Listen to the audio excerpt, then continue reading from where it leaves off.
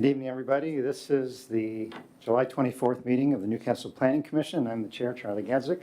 Would you all join me in a flag salute as we bring this meeting to order? I pledge allegiance to the flag of the United States of America and to the republic for which it stands, one nation, under God, indivisible, with liberty and justice for all.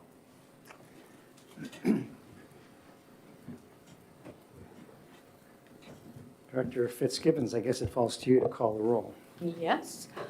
Commissioner Mersch. Here. Commissioner Quigg. Here. Commissioner Lowe. Here. Commissioner Van Atta. Here. Vice Chair Kennard. Here. Chair Gatzik. Here. And Commissioner Kack has an excuse leave.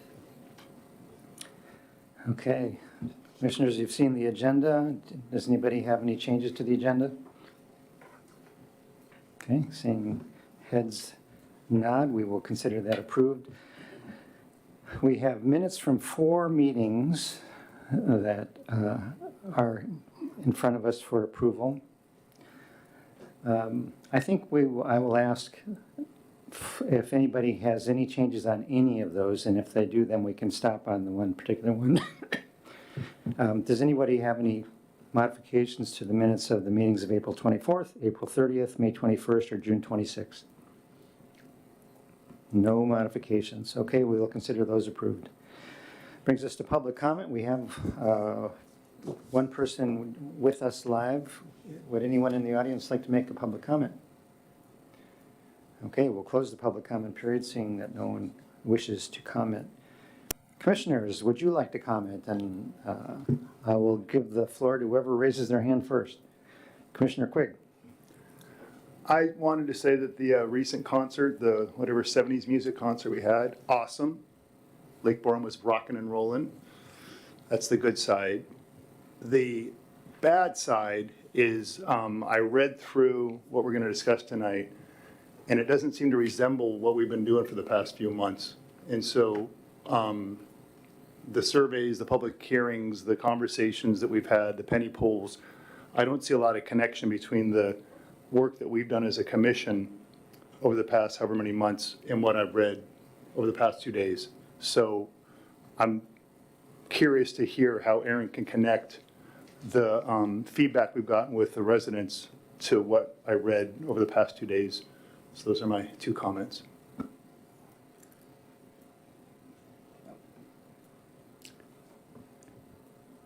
Commissioner Marsh?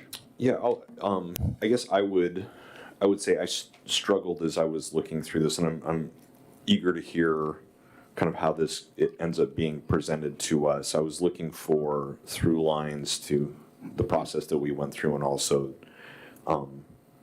we spent a lot of time looking at our prior comp plan and really trying to think about what was there that mattered and what was there that we wanted to change. And I honestly did struggle looking at this. I didn't sit down and take a couple of days to go through and try and cross-reference the different policies and see what was where in terms of the grid the table that we were working through on the implementation.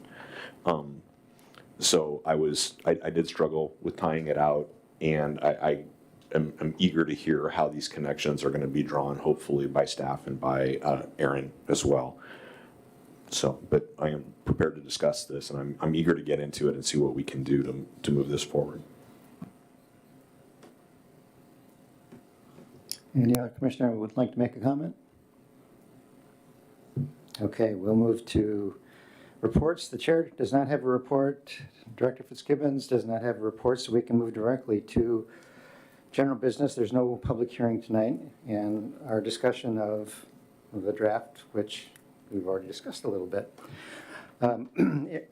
We will have words from Aaron Qualls in a moment, but I wanted to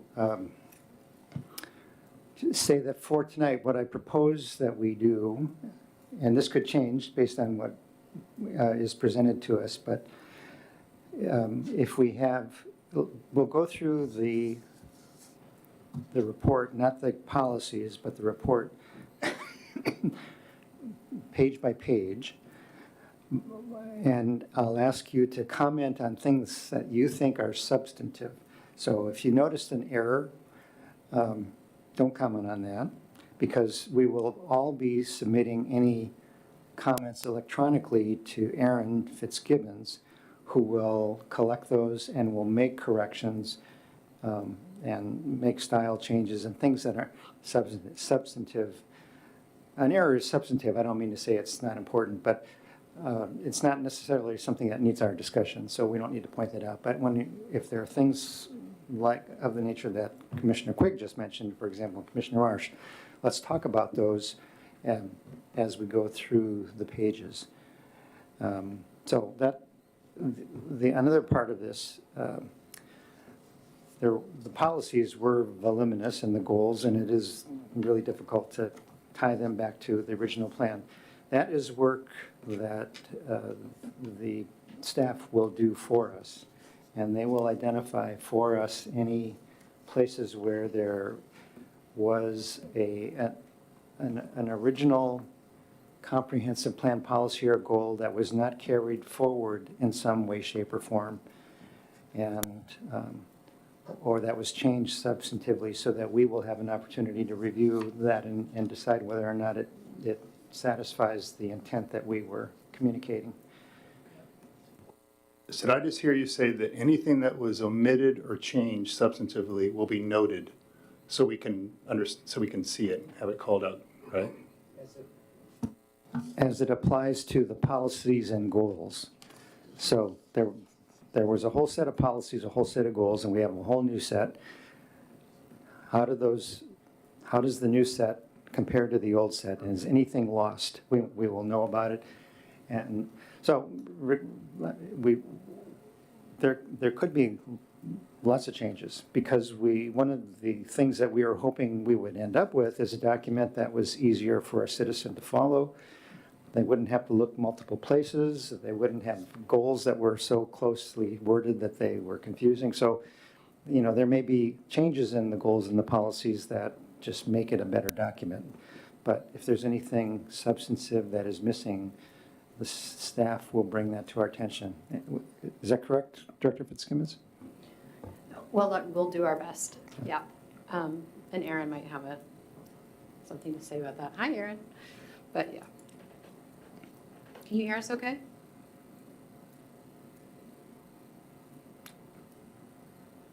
Yeah, I can. Good. There might be a little delay in your words and your picture. I just noticed that as you answered there, but which shouldn't be too difficult for us to work with. Okay, any other questions before we turn it over to Aaron Qualls? I thank you, Charlie. I appreciate the clarification on that, particularly with regard to the policies and goals, because that was really the gist of my concern and my comments. Thank you. All right, Mr. Qualls, you have the floor. Okay, thank you. So in your packet, and I might just share my screen here, kind of give you so I can kind of go over, I want to go the basic structure of the plan and what's different about the structure of the plan from what you have today, and just kind of start there and see if we're meeting our intent of making it more usable, as Charlie had mentioned earlier. So this is the very preliminary draft. There are two elements in the body doc that are complete in draft form, and then placeholders for everything else. And I'm going to kind of show you the table of contents to kind of highlight what's different than the structure of the plan than how your current plan reads. Broadly, your current plan is very appendix rich. Most of the substantive elements are in various appendices. We're kind of bringing that into the body of the document where it makes sense to tell the community planning story. We started with community land use and housing. A lot of things derived from community land use and design, and housing, such as transportation, parks, capital facilities, utilities, etc. So the other kind of big change is that we're working on the goals and policies separately.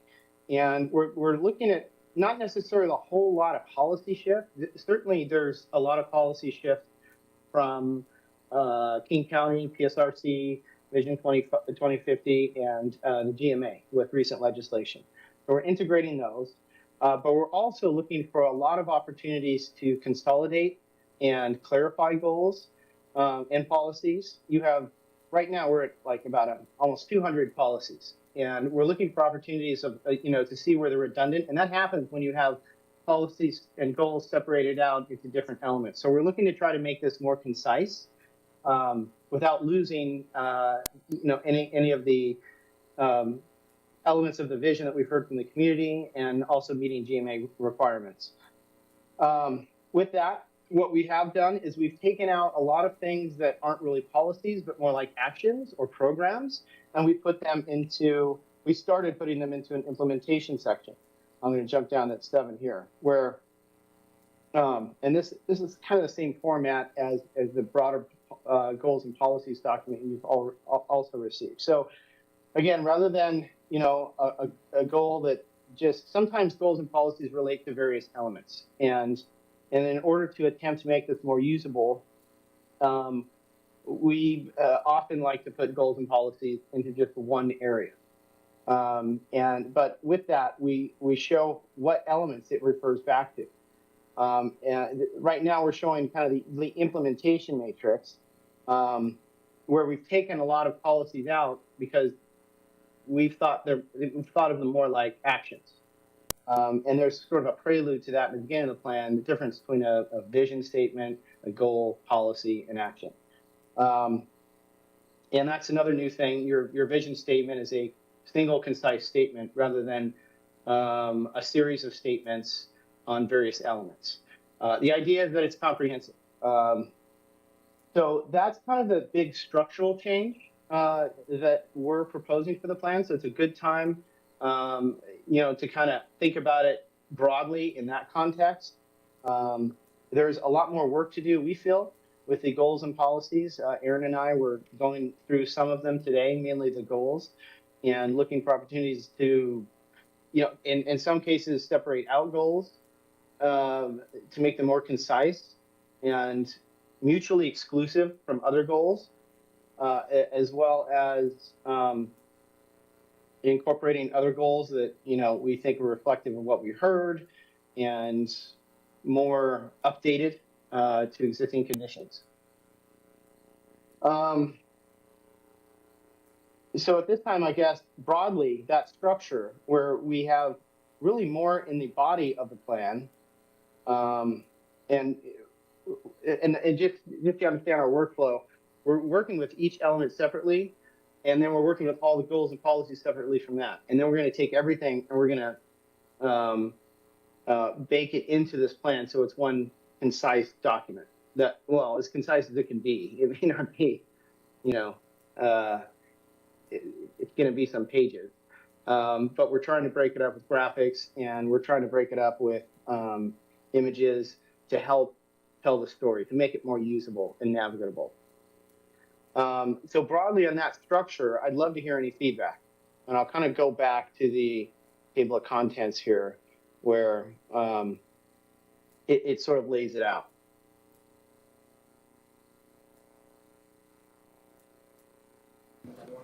Go ahead, Commissioner Quigg.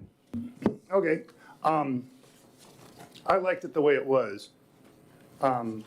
I've kind of been saying from the beginning, I was worried if we did a wholesale change to everything that we would not be able to track what the changes were. Wouldn't be able to clearly understand, like we went from A to B and here's how we got there and what the changes are made. So I can't follow it.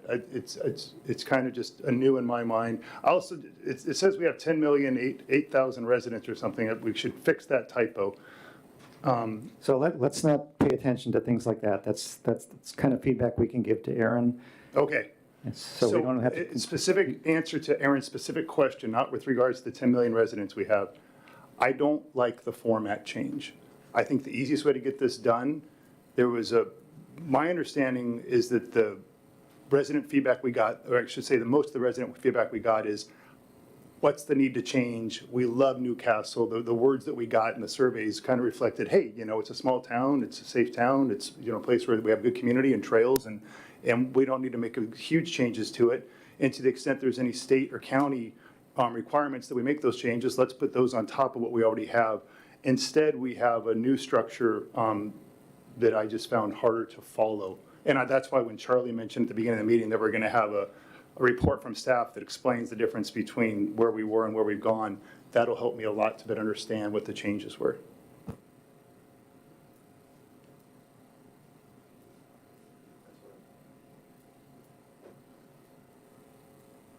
Yeah, boy, I'm torn on this. I kind of like the new format.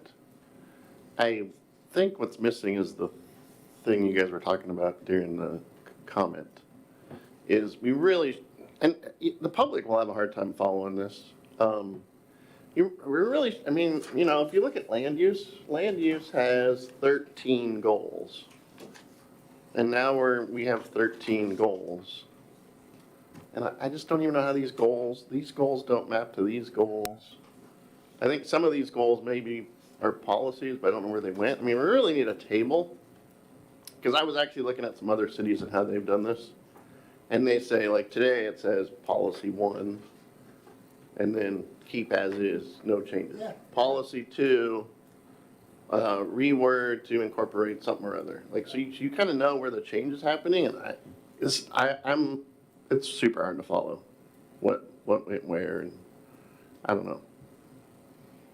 But I kind of like the new format. I just having a hard time comparing it to the old one and knowing where we're at. And when you say you're having a hard time comparing it, you're referring specifically to the goals and policies, am I right? Right, yep. Okay. Other commissioners? Well, I took a look at it and kind of had the same reaction, and so I thought, I'm going to hit the hold button and wait to hear what our consultant has to say as to how this is going to work, because it wasn't, I mean, my first reaction was, geez, I got to go back and look at every single page of the stuff we did to see how it fits with this. And, you know, this thing kind of rolls on from one to the other, and, you know, 100 and some different policies, and how it all related to the other one, it just sort of seemed like it needed to be better explained. So that's what I'm waiting to hear from Aaron. And also, there was a lot of things, I thought we were going to try to get away from repeating things. I felt like I had to go back because I thought I read the same thing 3 different times. It was like the same thing, but it was just slightly worded differently. And so to the extent we can consolidate themes would be also helpful. Commissioner Marsh? Thank you. I think I'm just going to need my hand held through this a little bit. Again, I don't want to let form drive substance here, and I think the practical situation is we don't have time to tinker with form at this point. I feel a little bit like, we're under the gun. I guess I'm hopeful that, to Brian's point, we can just start going through this, and I guess I would look for Aaron to kind of walk us through what's here. I have some comments, particularly with regard to the textual piece of this, but and some things that were in there. But I guess I'd like to get to that part of the show where the consultants tell us what they've done here. If I may, also, I'm just going to jump in here just for a second because it's very clear from looking at different comprehensive plans over the years that what they did do was just use the same comprehensive plan and regurgitate it. So there is one benefit of doing this wholesale look is to be able to make it more concise. To Jim's point, yes, there are redundancies that Aaron and I are talking about, and we're trying to work through those. But in doing that kind of making things more concise, we're going to lose some of the goals and policies from before. So naturally, it's not going to be as easy to follow. What these should do is be goals and policies that represent, and I just started reviewing this myself. And so, what they should do, and to keep in mind, is that these keep the goals and policies from, that we've been hearing, do these adhere, or do these promote the vision of the city that we've come up with, which is basically put density downtown, protect the natural environment, keep the habitat, keep the neighborhoods family friendly. Like, is that what you're seeing here? They have your edits. They do have your edits, and they are going to pull those up into the document. We talked about that today.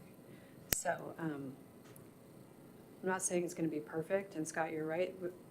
We're under the gun a little bit at this point. But I do just want you to keep that overall arching vision in your head when you read through this. And does it achieve that?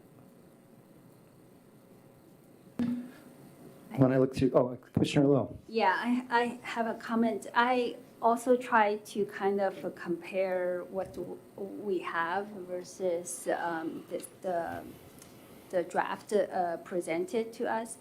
I think one thing is it's almost like you cannot really compare side by side because the elements changed. One thing, for example, I tried, like Aaron mentioned, like, is our vision incorporated here?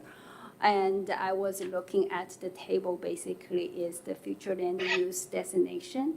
And so I was like, let me go back to what we have now, see what changed, or if do we still keep all the open space? Do we have more in downtown?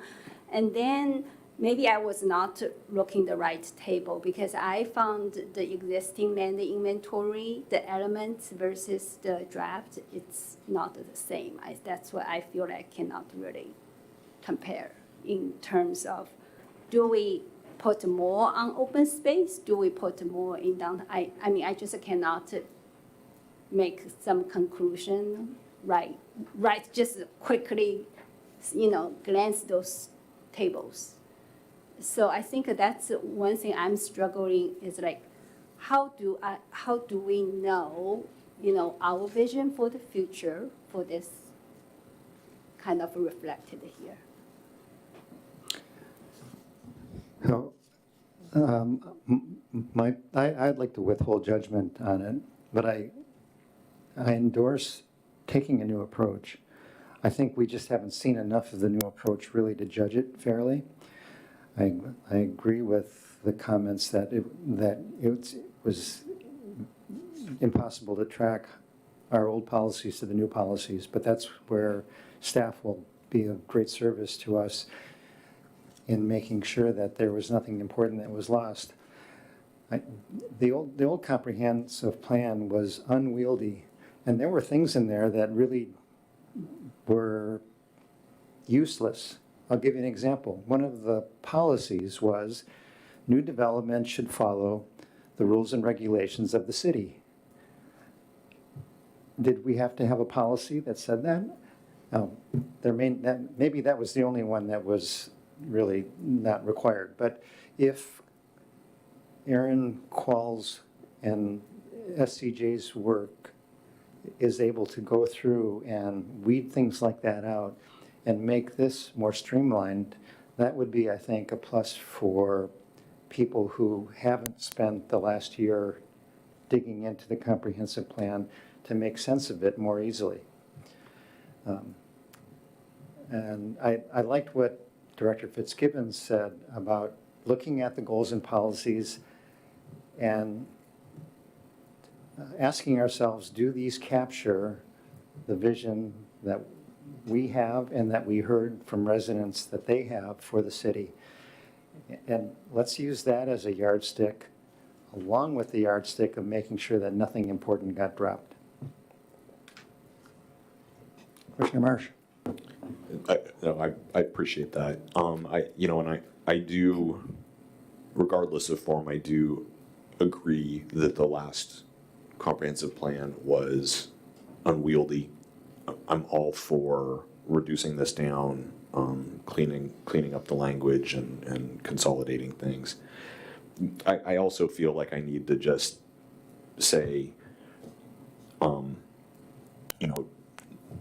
not blaming anybody, taking this on myself. We got this on Friday, and I've honestly not had the time to sit down and put into this that I would like to. I've put a couple hours into looking at it, but it needs more time than I feel like I've been able to put into it since we got it. Which, you know, whether that's my bad or just kind of how it goes, but I suspect I'm probably not the only person in that boat. So, you know, I guess I would just, again, I think we need to keep an open mind here. I'm encouraged to hear how this is presented to us. And I think we're also going to need to have, over the next couple of weeks, the opportunity to continue to supplement what we review here, because I'm gonna need to spend more time over the coming weeks after this meeting taking a closer look at some of this. So I assume that that's part of the plan. Yeah, so that is part of the plan, and that's actually a good point, that we will be having,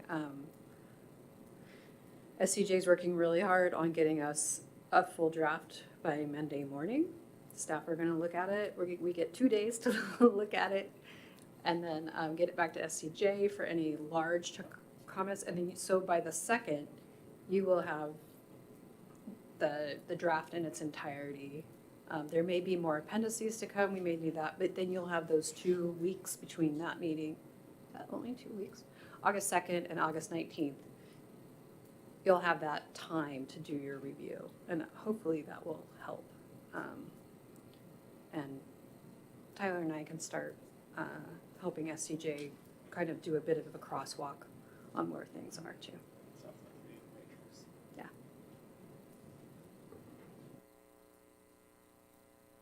Aaron Qualls, do you want to respond to anything that you heard?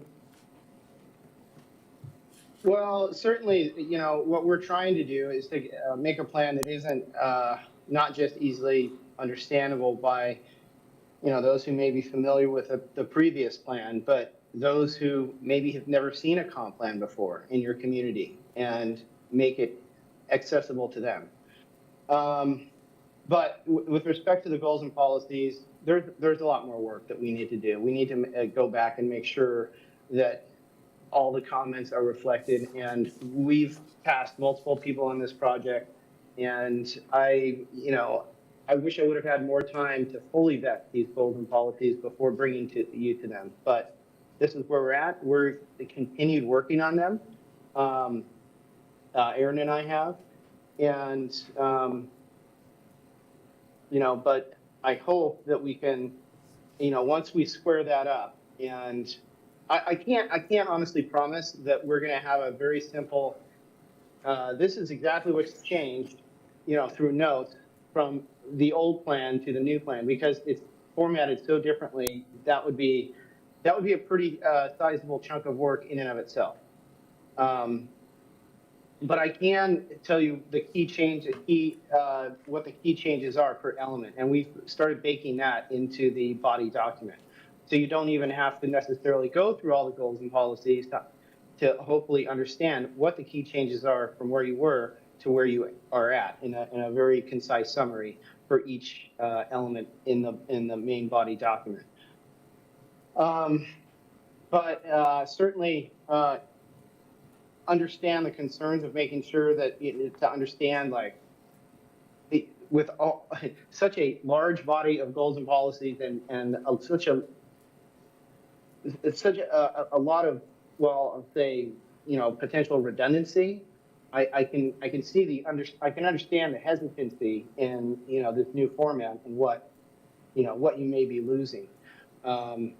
It's going to take a whole fresh read of a whole new set of goals and policies, and from a brand new perspective, from where we're at today, rather than trying to match it to verbatim from where, word by word, from where you were at. We haven't approached it that way.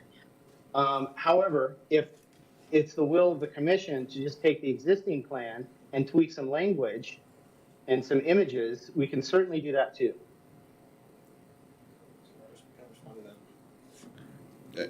I mean, so Aaron, I can only speak for myself, but I don't think anybody is suggesting that we should just, tweak some words and some images in the existing Well, but I mean, I think that there is a desire to, I get your point, Jim, but I think that there is a desire to take a substantive, fresh look at this. I think we've spent a year and a half talking about this and doing that. So I don't think that anybody is suggesting that we should just kind of slap a new coat of paint on the old version of this. I think we've made a commitment to updating this substantively, and I think we've communicated a willingness to hear how that flows through. I think what we've seen is very different. We've had very little time to look at it, and I think to the extent that maybe we can stop talking about the structure of this and start talking about how this tracks through and how this reflects what we've been talking about is maybe the best next step. Because I don't see us going back and changing in the next few months, next few weeks, from the form that we've got in front of us today. Maybe I'm alone in that, but I don't see it happening. So my concern isn't that it's not the same words or that it's not in the same format. It's me trying to see how this ties out conceptually to what we've been doing, and I just haven't been able to see that yet in totality. Commissioner Quick? I am the lone, I've been saying this all along, so this isn't new for me. I've been saying all along, let's just change what we got. If there was feedback from the residents of Newcastle, from the polls and the conversations we had where they said, we want fundamental change in the city, we're going the wrong direction, I don't like the look and feel of my hometown, that'd be one thing. That we didn't hear any of that, at least from the majority of the feedback we got. I'm sure there were some people that would love to make fundamental changes, but what we heard, for the most part, in the polls and the conversations was, we love Newcastle, and we know changes need to be made per the state law and the King County rules. So just make those changes. But for the most part, we like it the way it is. And so I've been worried all along we were going to have happen what's happening right now, which is the thing that Charlie said was, don't worry, you guys are going to get something that's going to show you what changes were made to the original document so you can tie those to the new thing we've got. And now what Aaron's saying is, we can't really do that, it'd be too hard to do. And I'm also worried, you know what we're going to do is run out of time. And sure enough, what I've heard repeatedly is we're running too low on time to go do that. And we've been doing this for over a year. I remember meeting people over a year ago. And we're just now, today, in almost August, looking at this. It's crazy to me that we're stuck for time on this. And it's also crazy to me that we're not making a fundamental effort, because that's my only job. I just figure if Newcastle residents said, make huge changes, let's do it. If Newcastle residents said, you know what, keep it the way it is, let's do it. And so that's what I'm trying to do, and it's just hard for me after reading this over the past 2 days, and I put a couple hours into it just like Scott. I was racking my brain trying to tie it back and forth to the notes I have, and I just couldn't do it. So I threw up my hands and I came here kind of frustrated, frankly. And I'm sorry about my attitude, but I'm just trying my best to do this job, and that's just my 2 cents. It's just the way I'm feeling right now, and I'm sorry that I'm a bit grumpy about it. I guess I have a question about that, because the format change, obviously, that's a format change. But do you feel like the substance is not, because a lot of it is what's in the comp plan. That's why there are still redundancies that are here. So do you feel like what's in the proposed draft is not Correct. consistent? Correct. When I read, because I mean, literally, when Charlie said, Jim, you have homework, go and read your elements. So I told my wife, leave me alone. And I spent like damn near 3 hours reading that thing and highlighting it. And I remember reading it and saying, oh my gosh, the first sentence out of it is all the multifamily stuff is supposed to be downtown. That's not going to work. So I'm like, we got to fix that. And so I remember having but I don't remember substantively it sounding like to me. I feel like what I'm having in front of me right here could be applied to any city in King County. I don't feel like it really reflects the individuality or the wishes of the residents of Newcastle. I feel like it's just kind of a standard boilerplate thing that you could have copied off the internet and put into this plan, as opposed to something that really reflects the character and wishes of the residents of Newcastle. So yes, I think it's both substantive and form that's kind of thrown me off, Okay. Director. Vice Chair Kennard? I guess I'd like to know what's expected of us. Are we expected to go through all 150-some policies, 184 policies, and compare them to what we thought we were doing? That's where I'm kind of like, what am I supposed to do with this? I think in a large part, it might be just a lack of familiarity with it.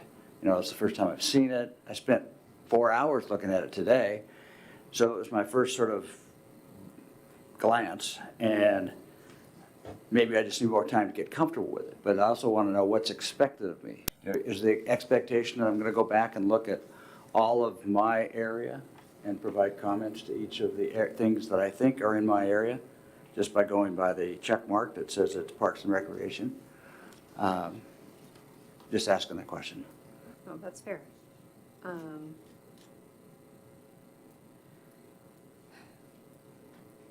Well, okay, so, what I'm taking from Jim is it feels generic. Do you feel, because the idea is to represent the overall vision, right? So, Brian, do you feel, from what you've read, would you say that most of your comments are like nitpicky, typo, annoyed with redundancies, or would you say that you're not seeing something? Well, the one thing that really jumped out at me was that level of service for parks was supposed to be considered for, and that hadn't changed at all, so I didn't know what happened. Right. So I was waiting to hear, somebody was supposed to do a study about whether or not distance from trailheads and parks was a metric that we could use. Right, and that is something that's been done and not updated in this yet. I'm wondering, and this is just me thinking off the cuff, so Chair Gatzik, feel free to poo-poo this. That's a planning term. How you feel, what if we gave the commission a week break and then on the second we had it ready to go for their review? In the meanwhile, I'm happy to explain how this is supposed to work. I don't know if other commissioners have, that's a really, just Jim's feel that it doesn't have the same feeling as the last plan is a big deal. It doesn't feel like Newcastle. Do others feel that way? Yeah. Commissioner Loaf, and then Commissioner Marsh. I think another thing, not picking on the typo or the data points, whatever, but I kind of also try to make sure I understand those table data there is supporting what we want to do. Like for example, there's a rental cost table there, and I'm not sure what this is tying to. We are going. I think from the table, what I get is our median rent is more expensive than King County. But in the document, I think it also tried to support the target in terms of the new units and the percentage into the low income or extremely low income. My struggle here is this is really about affordability, so you will need to talk about income, right? And in the words there is briefly touch the income, and then if I reverse it, I can see the median rent is less than 30% of the median income in Newcastle, which means it's affordable. So I don't understand why we have this table, try to support, or we ask to do the plan to support, plan for the low income units. Because if I do the math in terms of the housing needs, it's like 94% of the units we're going to build between 2019 to 2044, 94% will be supporting for the income less than 50%. Right. Right, so that's, again, go back. Our reality is our housing compared to the income seems affordable. I just cannot really reconcile that goal versus our reality. Maybe I am in a bubble somehow. Yeah, and that, I mean, that specific one ties back to the countywide need and the share that they've allocated to us of the countywide need. And so that's one of those things that comes from the countywide planning policies that we have to address. So it sounds like we need to speak more to the data in here, right? It needs more explanation than what's. Yeah, and also, like, I go back to the old ones. I mean, it's all, I think the data basically, I think it's trying to say it's so unaffordable, the cost is rising, and the income rising is not matching up. But when I look at the previous, it also has breakdown by single-family house, condo, and it kind of, if you group them together, I think that's the new one. Only have average housing, doesn't really say if it's a single family or it's condo. I feel like the data will be screwed a bit. Which is that? Commissioner Marsh?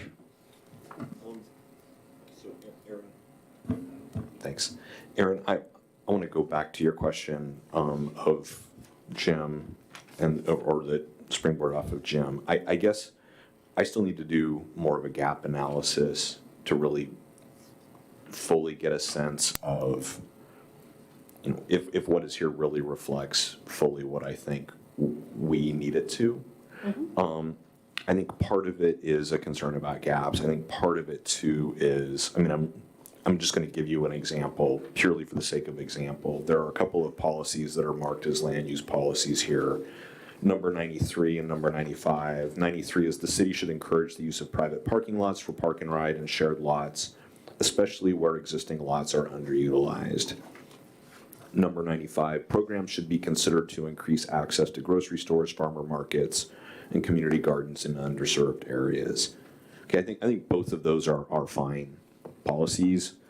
I don't know that those aren't somewhere reflected in the existing comp plan. I don't remember that being those specific comments or concepts being in the current comp plan. It doesn't mean that they shouldn't be, but you know, part of this too is there's a lot of nuance in this, and those are policies that to me, I mean, they may be in the comp plan, I just don't remember that, but they feel like maybe those are things that were layered in that I don't remember us having extensive conversation about, and I need to go through and I need to understand how that ties into what we've had and what we've talked about, and there's a lot to that. So, you know, to say that this does or doesn't reflect what we've spent the last year trying to do here, I think it just goes back to we do need more time for some of that. I will be honest with you. There were some, again, seeing things here that struck me as, to a degree, coming in a little bit out from left field, or things that I felt like we haven't talked about. That raises a flag for me that I want to understand specifically.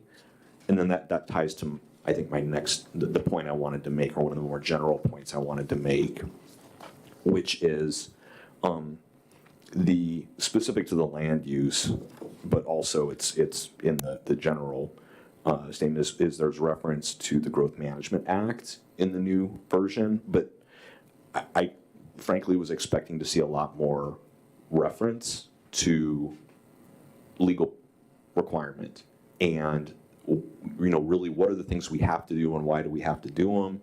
What are the things that we're doing that are visionary based on what we as a community think we want to do. And I guess I was personally expecting to see more of that communicated here. And maybe that's, I don't know how important that is to the other commissioners, and maybe that's just because I'm a lawyer, but I think from my standpoint, that matters. So I would like to, a substantive comment, reacting to what we've got so far. I expected to see more of that, and I would like to see more of that. So that is one thing I would like to call out. Can I make one or two other kind of substantive comments based on my? Go ahead. I think we moved into the phase of commenting on what we have in front of us, so continue. Awesome. Thanks. There's, again, kind of speaking to the nuance of this, there were some things that I saw in the land use that I guess, we probably don't at this point have time to really go back and revisit an in-depth conversation up here, but I appreciated seeing, for example, on page 20, materials related to SEPTED. I guess I felt like much of what I was seeing in the documentation, and I need to look more closely at this, I want to, but it felt like when we were talking about safety, there was reference to SEPTED. And I feel like in the materials that, the edits that we had proposed to the existing comp plan and the conversations we've had, I thought that there were also broader statements about safety that went beyond just SEPTED and that had to do, and I think some of that may be in here, but in the policies and goals, but in terms of the narrative, I think there could have been a more general conversation about the focus on public safety and then have the SEPTED component be a component of the discussion of public safety, for what that's worth. I also felt like, we had talked about and we knew that we were going to have some language in here about nodes. I think that that's a great. Third places. I think it has too prominent of a place in here based on the conversations that we've had and kind of where we left it when we spent time talking about nodes being referenced in here. That to me did not feel like it was consistent with kind of the conversation we had and the visioning that we've had around that. With regard to future land uses, I like the direction this is going in terms of having the land use map in here. I think that there is maybe more clarity that can be provided for the reader about the difference between the land use map and the zoning map, and why we're showing you a land use map, why it's different from a zoning map, and what that means if you want to change zoning in particular areas, right?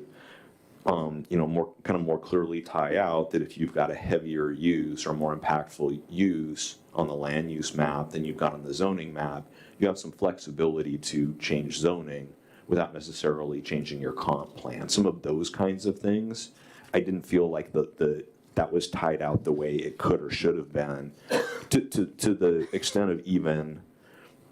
I would consider, and I'd look to you, Aaron, and I'd look to you, Aaron, both of you. Does it make sense to put in here a dated zoning map, current zoning map, as a counterpoint to the future land use map, right? So people can look at that and understand why there are two different things and what they're seeing is different, and how much overlap is there versus, there really is some room for some change in zoning based on that. So those were a couple of kind of my higher level comments I wanted to get into. And again, kind of looking at the table of the future land use designations, we did have some conversation about this. I don't think it's worth going back and revisiting the categories that we have. I would note that Carol Simpson sent an email around, and she made a number of good and interesting substantive points in her emails to us. One of them, she did ask about the importance of having an education designation on the land use map. I think those are the kinds of things that, I would appreciate knowing what is the value of that vis-a-vis what other communities maybe do. And we don't need to go back and reopen the whole land use map discussion, but, maybe in response to feedback that we've got, specifically in response to the comp plan draft we have, that might be useful. So, so I've kind of thrown a bunch of different things out there. I'll stop for the moment, and I'm not sure what other folks would like to maybe layer in, but I wanted to at least give some reaction to the initial textual piece around land use and community design. Thank you, Commissioner Marsh. I think that was very helpful. Other commissioners, Commissioner Vanetta. So, where do I start? So can we bring up housing, chapter 3.1 on the screen? Sure. Everybody else probably has it for. So, like I said, I don't think we should necessarily abandon this format. But what the old comp plan did is it had a short vision statement, and then right below it were the goals and the policies. And so you could kind of read all that, and you could paint a picture of what housing should look like or feel like. This introduction is so high level, I really have no idea what the vision is. And then you get to this document, and it's 184 policies long with checkboxes. I guess what I'm asking for is this introduction needs some of this policy stuff, like brought up and summarized somehow. Just so somebody could flip to housing and get a picture of what we're trying to do here. Because it's just 3.1 is an introduction, high level, and then 3.2 is appendix. I felt the same way. It's like when I go to the grocery store and I just want to get cheese, I can go to the aisle and all the cheeses are there. I don't want to go to the aisle and have to go to 7 different places to get cheese. Like, if I want to go to the housing section, I want to go to the housing section. That's I kind of felt. Yeah, and I don't need every single policy moved up to section 3.1, but I need a little more meat to this of what are we looking at? And it's the same thing with land use. I can look at the land use section here and I get kind of a picture of what we're doing, and I look at, what is it, 2.1, and I'm like, I have no idea. Super high level. So that's my 2 cents is, can we flush those intros out more so they paint a picture? That's a great idea. Other commissioners? I have something to add, but I want to let you all have a chance to speak. Vice Chair Kennard. So looking at the future land use map, and it shows neighborhood hub, and we've got 2 of those there. And I get how people put sticky notes on the board, and kind of, those were the 3rd place nodes, I guess. But how did these arrive? How do these show up on this map? I don't know that, and specifically the one that's down by Dino's Pub, which is really all apartments. How does that leap happen? I'm happy to speak to that. So the Shell station's already zoned. So for one, this is a future land use map. This is not a zoning map. So that's the biggest difference. So what do you see these future land uses could be? It is more static, and other cities are, like Sammamish is also moving to having a future land use map for their visioning, rather than just a zoning map that does everything. And so the zoning takes its direction from this map. So the zoning may meet this, but it also may have more nuance, which it does. Our zoning map will still have way more nuance. Yeah, excuse me, Yeah. I totally understand that. I just Right. don't understand how these designations got on this map without us knowing about it. So that was, That's my question. right. And I think that was last meeting, and I don't I think guess you I were wasn't here. Yeah, And the Yeah, we video talked wasn't about it at the available, so I last couldn't meeting. see it. yeah, so right now, the apartments on the western side of the city are right next to a mixed-use area. And that's all we're saying, is that, hey, this whole area is already mixed use, this area in the future could still be mixed use, but it's not zoned that way right now, and it may never be changed. I accept your explanation. If I wasn't here, then that's why it slipped by me. Yeah. So shifting over to the public realm diagram, I've got a bunch of questions because maybe I missed it from the last meeting, but what's a green street? And what's a festival street? So those come in from our downtown strategic plan. Those have been brought in because that's the vision from the downtown strategic plan. Okay.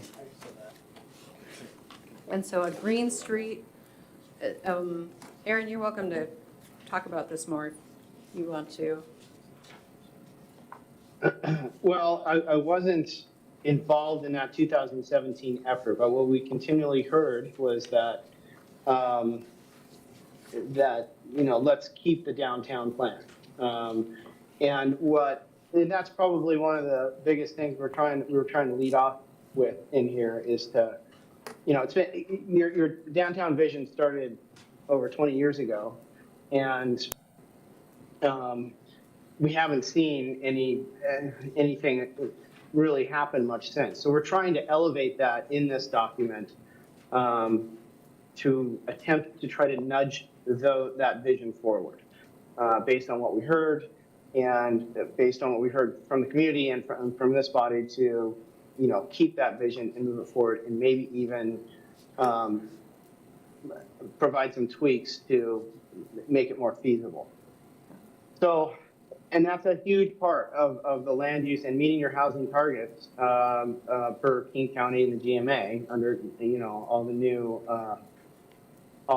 new requirements we're subject to.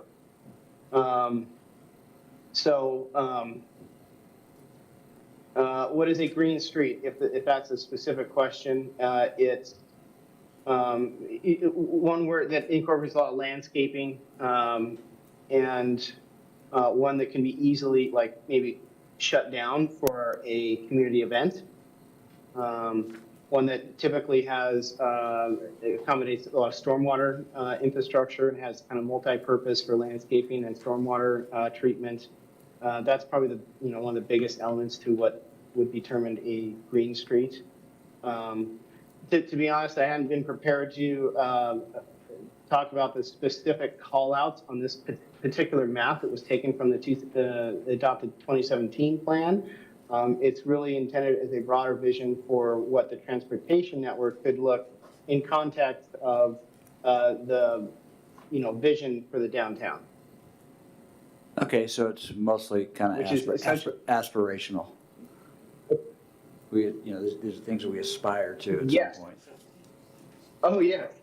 So can I suggest that, I think that the prior page, the land use diagram, I found that way more useful. I recognized the downtown strategic plan diagram as being I understood it was an older plan.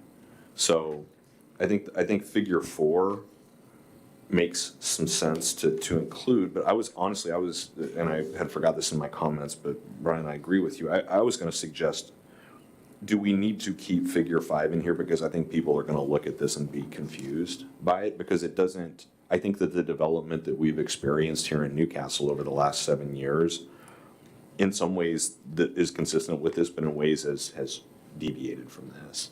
And I would be concerned that would be confusing. And I think more to that point, figure 4 of the conceptual raised intersection on Newcastle Way and Coal Creek Parkway, I had understood that was something that was not viable or wasn't going to be pursued. Maybe it is, but again, I thought that was something that was dated, but maybe that the city had moved away from. And I was going to suggest that maybe there were some better diagrams or some better pictures, conceptual drawings in here that we could use. I think that's a mistake, that the picture is not even of that intersection. So I think the raised intersection is a block away, up on the top of the hill, so, right.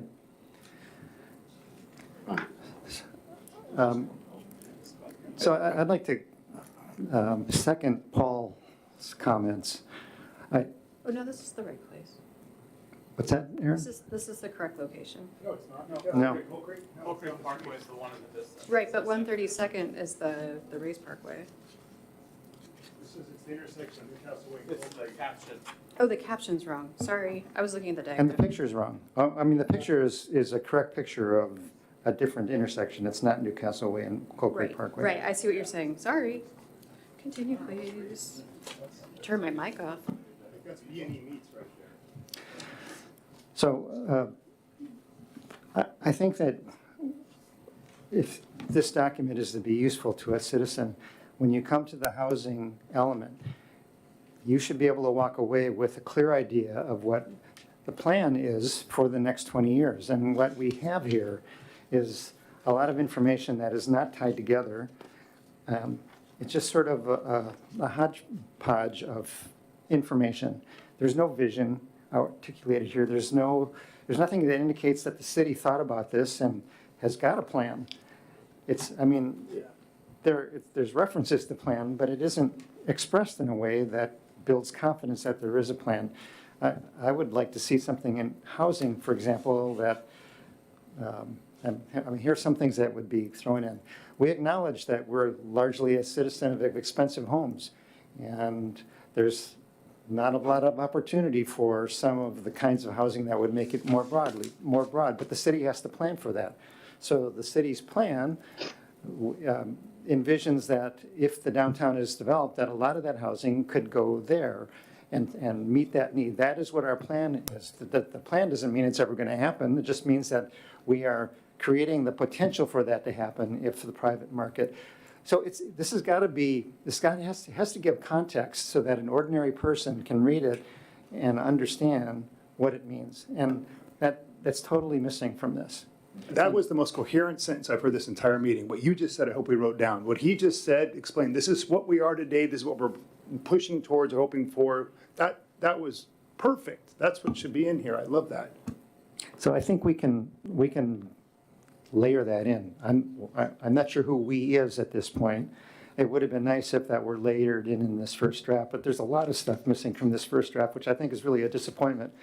The policies, really don't reflect the work that we did, and they're an example of maybe how to structure it, but it was misleading for us to look at that and expect to draw an opinion from it, or at least draw an opinion that would be fair to what the document is going to be. So I think this does need more work, and it needs the right amount of time. I don't think that the city council would want us to make a recommendation of something that was didn't reflect that we had done our work so that they could do their work without putting them back to square one. If we need more time, I think we ought to explore what it would take to do more time. And maybe that means pushing the schedule back with the city council. Maybe that means negotiations with them to explore whether that's something that they would like to consider. I know that if worse came to worse and they weren't able to approve a new comprehensive plan by the end of the year, there are some consequences. Those consequences might be worth accepting if it means approving a plan in January or February. But I don't think I wouldn't submit something that looked like this to the city council. Vice Chair Kennard. So along those lines, if we extend our timeline, Aaron, what are the consequences? What are the real dollars that the city might miss out on if we are delayed till like February?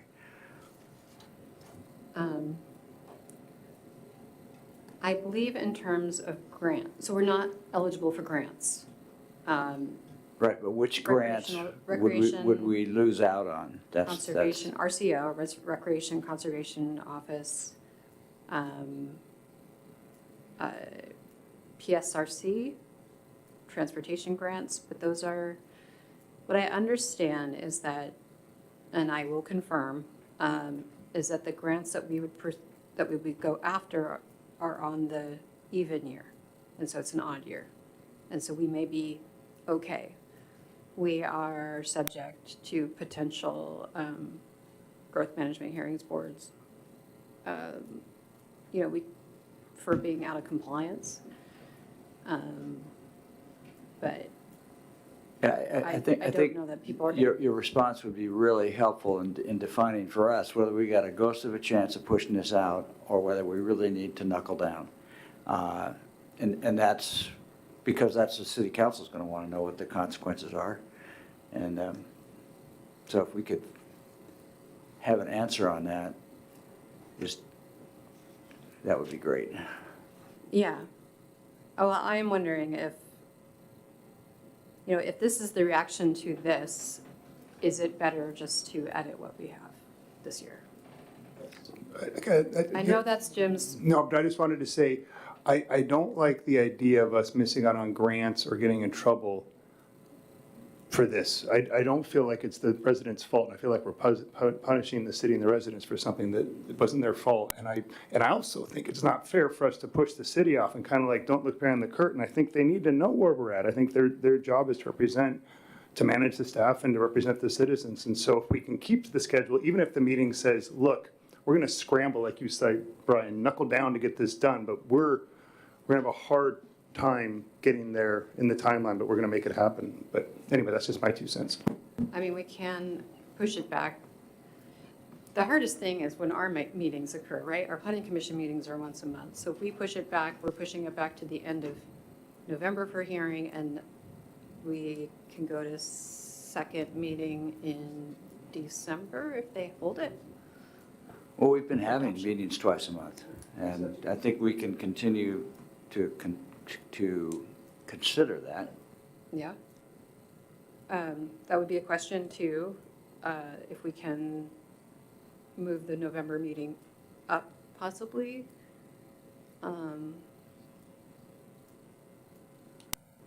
Yeah, these are a lot of discussions that I need our clerk and our city manager for, so, yeah. But yes, I can clarify what's possible. And not to be Rumsfeldian, but we also don't know what we don't know to a degree. I mean, there still is a lot that we haven't seen and a lot we've heard needs to be updated or that is still in development. And I mean, I think if that's the case, I guess, I don't know. I think we can meet more frequently. I don't think we can meet more frequently. I don't see a lot of options to meeting more frequently, for what it's worth, if we think we're going to get this done, even if we extend the deadline. But I think I second the notion that we need to understand what the consequences are if this schedule isn't met. I assume that any grants would be delayed or deferred, but not disqualified for future qualification for those kinds of things, particularly if they're every other year cycle. Yeah, I mean, I'm not aware of any grants currently that are going to have due dates in January. And we may not be the only people in this boat with all the changes for middle housing. I mean, a lot of people are scrambling. But I'd like to talk about it with the city manager. A couple other things to consider. One is whether or not SCJ is able to provide in the future drafts what we're asking for, what we would have liked in these drafts. So that's something, I don't want you to answer that now, Director Fitzgibbons. Maybe that's a conversation for you to have with SCJ. If they can't, then maybe there can be some kind of a joint effort where, for example, the commissioners work on something, at least an initial draft of a vision that would go into that element that would then provide what's missing. I mean, it may be that our consultants don't really know it. They don't really understand the situation well enough to write this. And that it'd be something that we would need to write, or at least to provide some basic information that they could then turn into. And so, maybe there's a narrative that is part of, that's just layered on top of like taking the housing element here as an example. Maybe there's a narrative that's layered on top of that, and that is combined with some key policies that would illustrate it. So you don't bring all the policies forward, but you bring enough forward that it would provide that picture that we're looking for. So maybe that can be a joint effort between the commissioners and staff and the consultants. So let me ask the commission whether you think that's something that you would support. There's a saying, when you're digging a hole, stop digging. I feel like we've dug this hole and we should stop digging. What Charlie said, 10 minutes ago was brilliant. And I feel like Scott, Mr. Attorney here, has redlined the snot out of this, over and over. I feel like we can get this done. I mean, I appreciate all the work that's been done, and I know it's well-intentioned. At the same time, we have a state law, House Bill 1110 and others. We have King County requirements to provide housing for folks that, can't afford the expensive housing in Newcastle. I feel like we can do this. I feel like we can get this done. I really do feel like, especially, if we frame it the way Charlie was mentioning, kind of provide context so your average citizen can read it and understand this is the housing element, this is the transportation element, I think it's doable.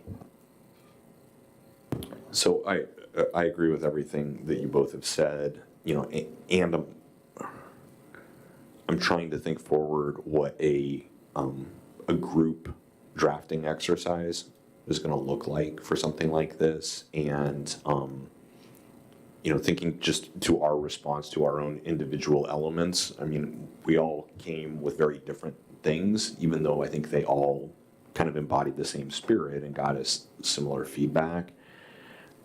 I think if we are going to do what you described, Charlie, and I like the idea, to be clear, I think we're just going to need to either have a very clear model or very clear direction so that we are all thinking about it very much the same way. Otherwise, we're going to have 6 or 7 different, very, very different looking pieces to this document that needs to look consistent throughout, right? So I mean, I just want to be careful if we do that we do it in a way that we're not going to actually create more work to try and conform it when we're done. No, I mean, sorry. I like the idea, I do. I'm just not sure how to do it.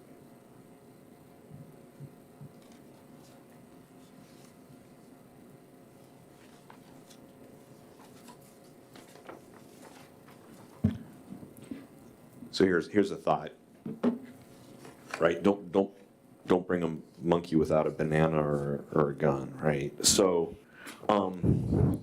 right? If I'm gonna bring the problem, what if? So Charlie, what if our homework is each of us were to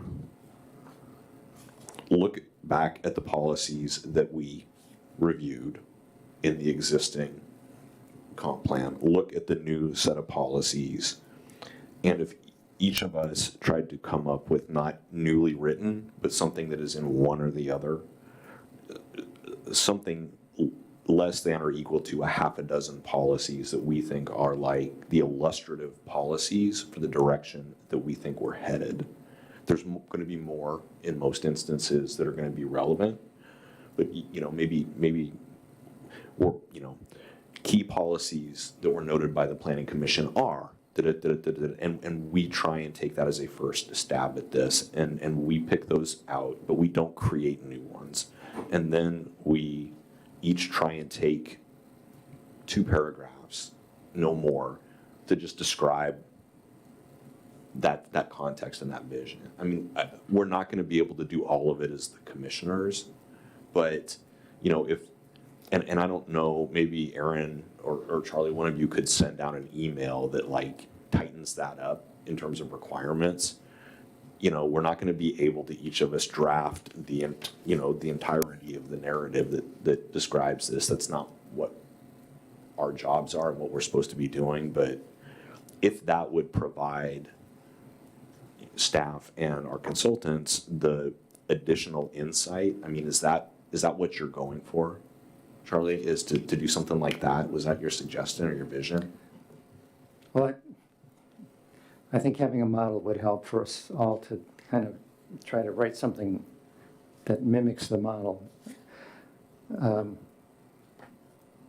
I'm not sure about the rest. I'm not disagreeing with it, I just don't know what the answer is. I mean, actually, as you were talking, one thought that occurred to me is maybe we should regard this long table as an appendix that is useful because it shows the overlap with the policies, but maybe we we continue what we did in the original one, is pull out the ones that pertain just to housing and transportation, so that they are right in that section. So people can see both. They can see the shared aspects of it, but if they're reading one element, they also have all of the pieces in one place. Yeah, so I was gonna say something similar, at least with the goals, because the goals have been consolidated. At least picking out the goals of each element and placing them back in the beginning of each element.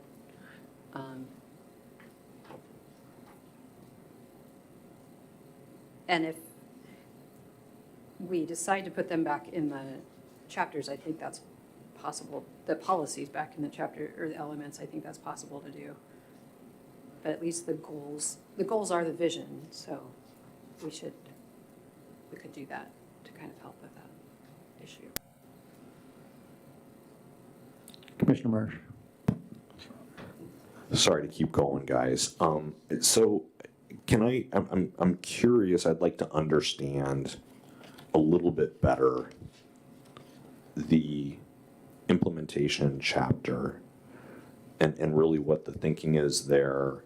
And as I looked through that, there were things that were sometimes drafted as shall, sometimes drafted as shoulds. I mean, these are, and it's not to get hung up on that, but I think it actually is a distinction that really matters, and it's really central to what we're trying to do here. And there were things that I personally, based on our conversations, thought were drafted as shalls that made more sense as shoulds, and vice versa. And then there were some that weren't at all. They were just statements. Maintain land use policies and regulations that treat government-assisted housing, so that's not a shall or a should. And I guess I would just like to have some conformity, if we're going to have implementation here, and I want to talk about that again for a second, but if we're going to do that, I think there needs to be some standardization in terms of how we communicate those ideas. And then I guess some of these things, I really felt like they were too tactical to go in a comp plan.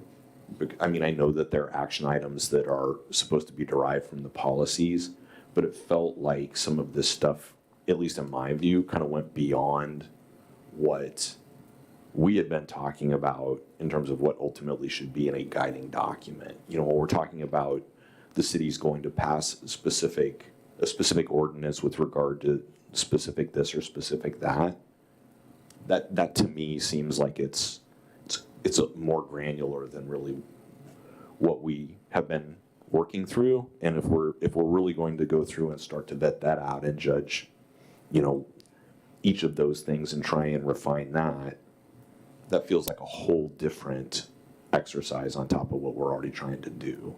I'm struggling understanding how this implementation piece ultimately is going to fit in. Director Fitzgibbons or Darren Qualls, can you speak to that? Aaron, I happy to give my 2 cents, but you are welcome to start if you like. Go ahead. So some of these implementation pieces need to be removed completely. But I think the point was to take them out of the policies, because they're not policies, and then capture them somewhere if we want to keep them in our document. But the option still stands to remove some of them. For example, the city shall maintain data and reports to inform city officials and the public on the status of the city's housing. I think that's a legacy goal from 1997, when we were formed. They're just things like that staff have been able to go through and whittle away. Do we want an implementation plan? I mean, we've never had one before. Is it required? Do we want to take all this out? One thing I think we need to be careful about doing is removing things from the original comprehensive plan without explanation. So, for example, in this era where people don't trust government as much as they used to, if we take something out, I don't want people to think, well, they're removing the impetus to be more transparent. So I guess I'd be more inclined to move them somewhere else and to couch them in the right terms so that people know how to regard them. But if we take them out completely, and some things I think should come out completely, like the example I gave about new development should follow the law. You know, those kind of things can come out. Yeah. I have a thought about how to proceed. I think having the policies and the goals done to the degree they should be done before we work on them is important. So I don't think we should be working with this existing set because there are errors in it, there's omissions, we don't know what was carried forward. So once that work is done, then we can do the work we've been talking about doing, is moving them back into, you know, the individual elements, repeating them in the individual elements. I mean, and then we can do the work of providing context in those elements. So if that sounds like a path that makes sense to commissioners, maybe we can work on what would be a timeline that would allow you to do that work, and what would that do to our schedule? Yeah, that feels like, I agree that we should have completed goals and policies for the commission beforehand. My concern is just making sure it doesn't, if we can go past December 31st, which we really shouldn't, making sure that it's not going into next June when we have to be working, because we have to work on middle housing and have that implemented too. We have other things we have to work on.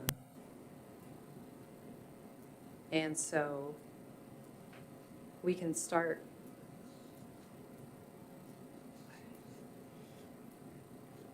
Sorry, I'm just, I hate being in July and feeling like December is really close by. But, yeah, this is a tough one. It does need context. We can move, I think we can move, if it's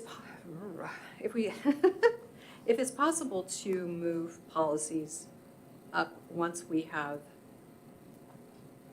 them drafted, it would be cleaner, if you see what I'm saying. So if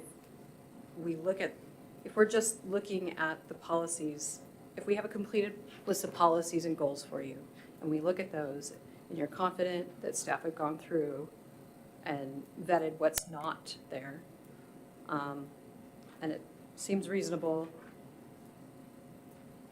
you know, if you can look at these and then we get through the context in the documents simultaneously, because we're going to have to get through this. And then once we have sort of this list of policies, and then we can place them back, we can choose to place them, we can cut and paste whatever we want to back into the chapters.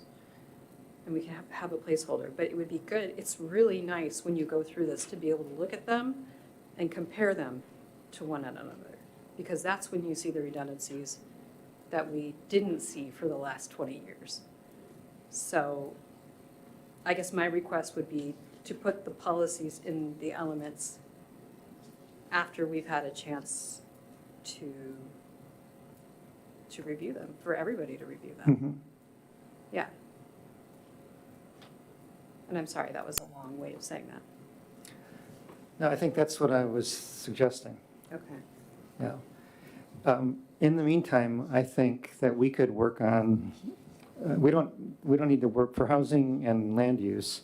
We don't need to wait to write something that might provide that perspective.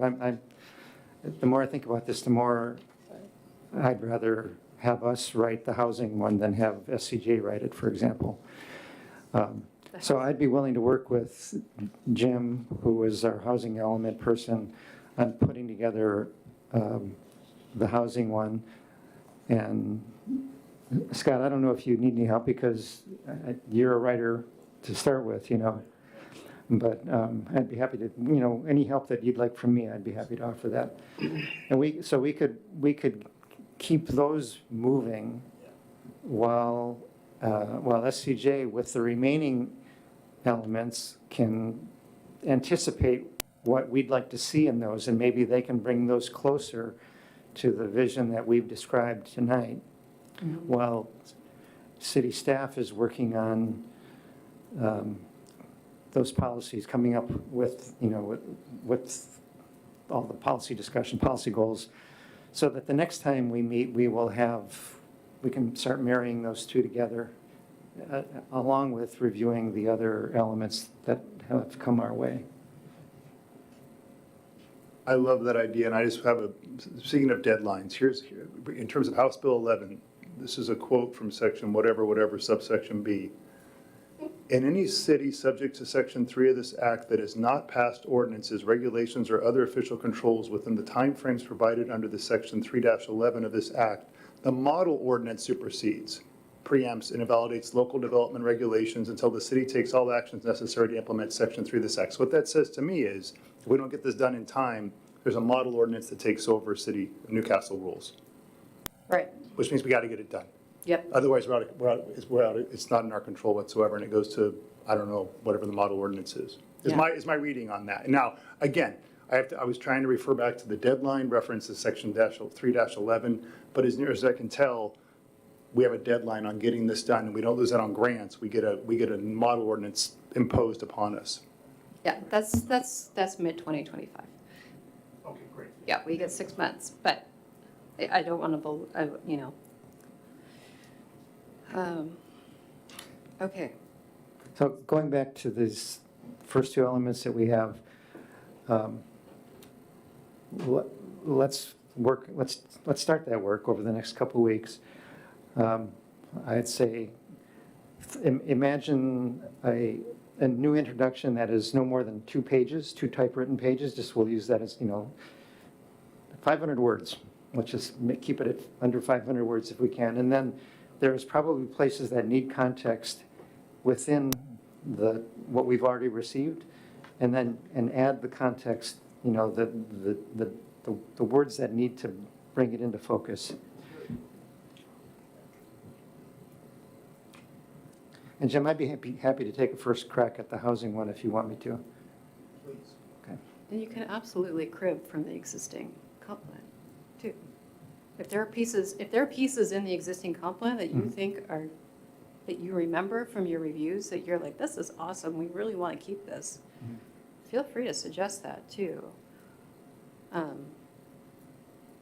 You know, not that we're not going to provide what's been omitted, but yeah.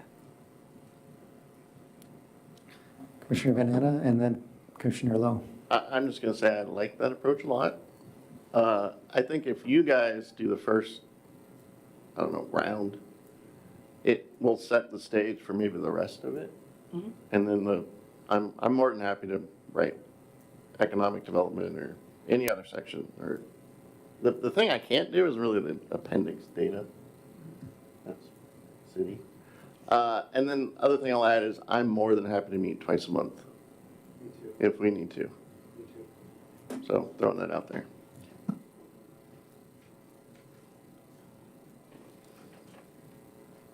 All right, I just want to clarify what we are going to do. I understand that the land use and housing are kind of the most difficult elements of the plan. So basically, you guys will work offline.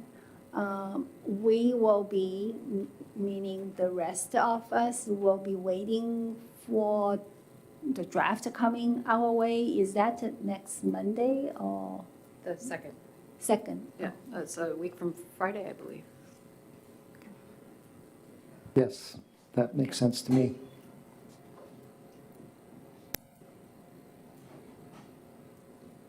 Okay.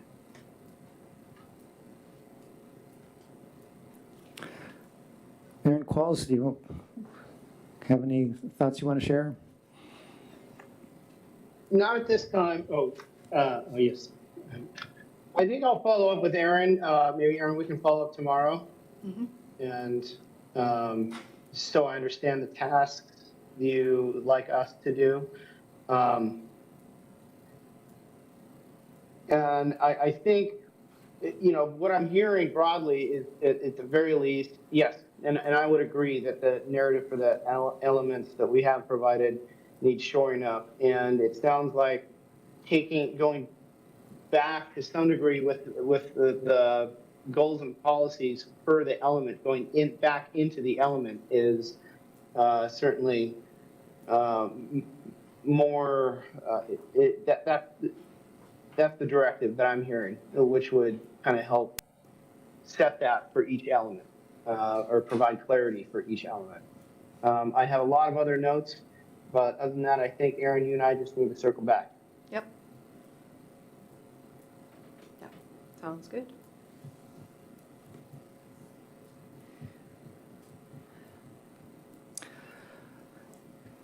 Commissioner Lowe.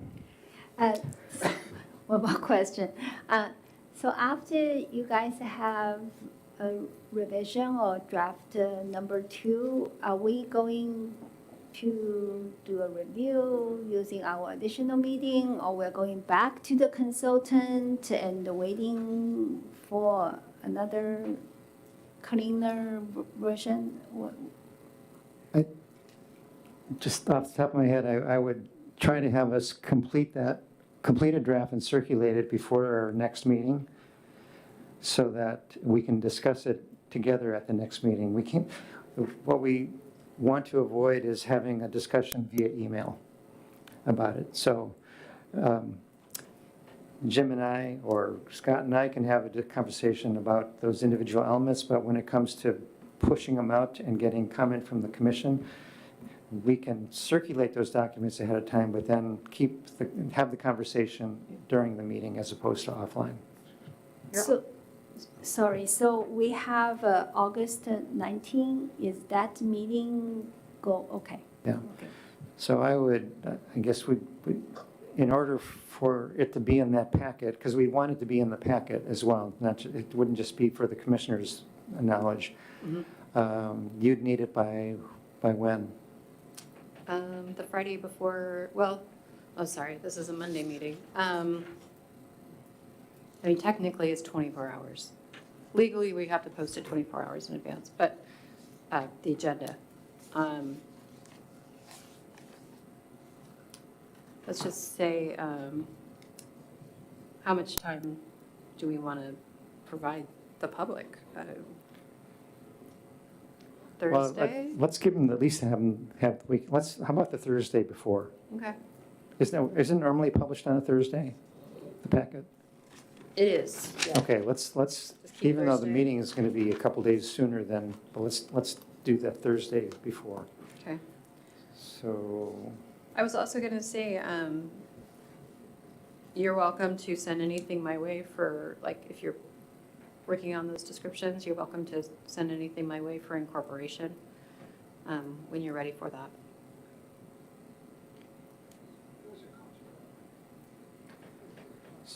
so that's Thursday, the 15th is when we'd want to submit it. So we need to have all our work done before then,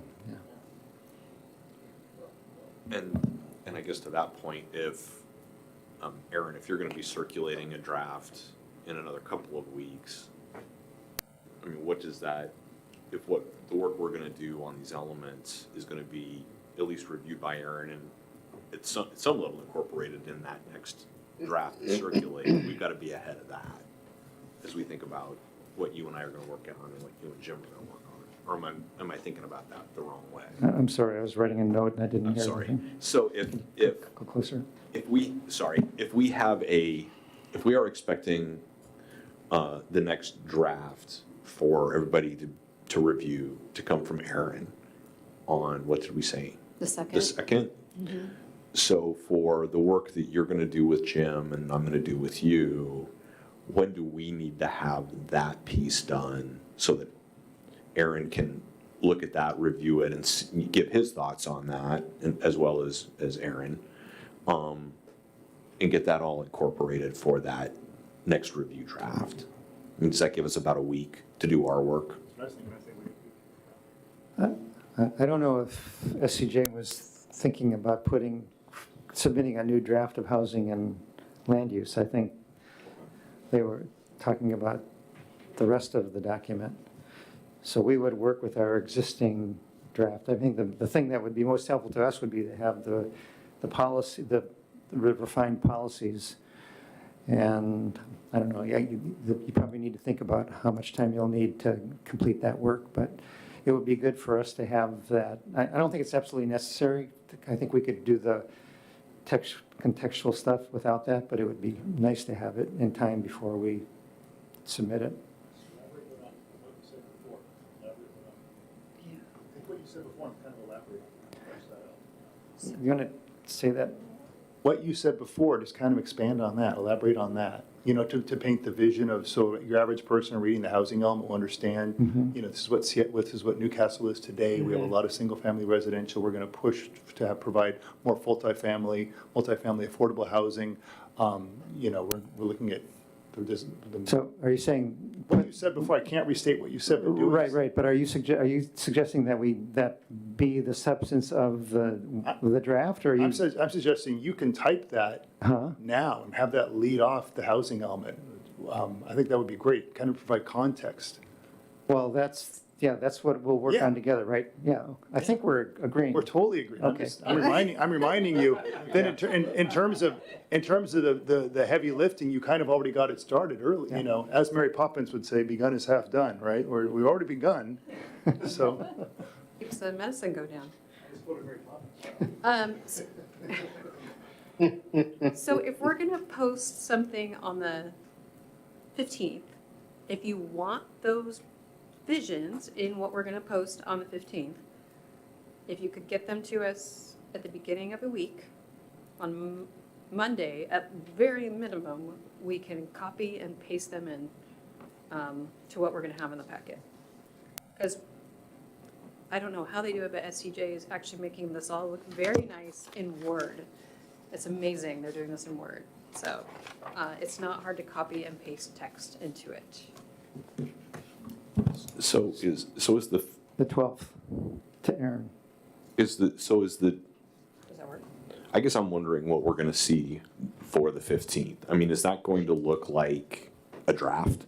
Like it's gonna have all the different sections, it's gonna have the policies and goals that have been revamped in each of the different element sections. There's gonna be a table that looks like this, that has the how they they align side by side across the different elements, the different goals and policies, how they align.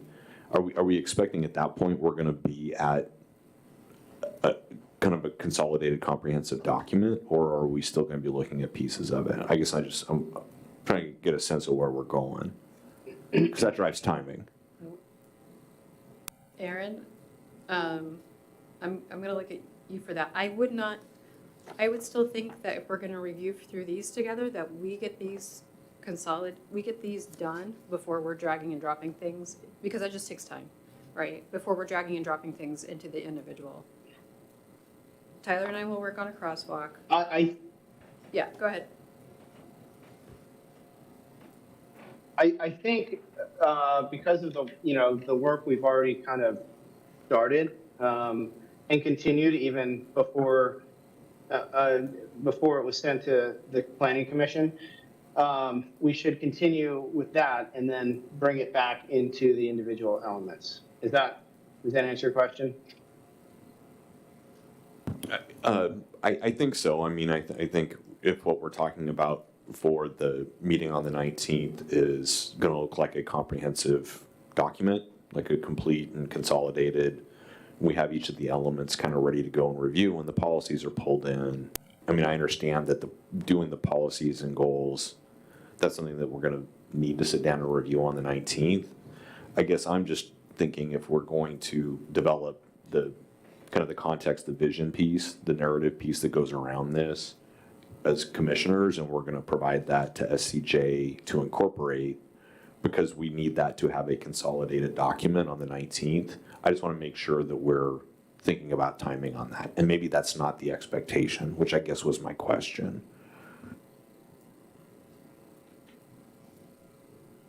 My question being, do we expect it to be a consolidated document with everything in it that's a draft that we're reviewing, tip to tail? I would anticipate, and Aaron, don't shoot me, I would anticipate a more comprehensive draft, which at minimum, this much information in each element. The goals and policies may still be in one document. They might not be translated in yet. I would say by the 28th, that meeting would be when we would get that all put together. But we did hear what you said tonight, and as much as Aaron and I can collaborate to get more context in there, and then, but with your pieces, your visioning statements, I would ask for those on the 12th so that we can have those for the meeting on the 19th. Oh, I think we can drop them in. Okay. I don't, Aaron just raises his eyebrows. I mean, I guess I'm wondering, part of me asking that is, are we going to provide them? I'm trying to work backwards from that, right? So it's the 12th, they're gonna need to be drafted. We're gonna have some level of review, distribution, I assume across the commissioners.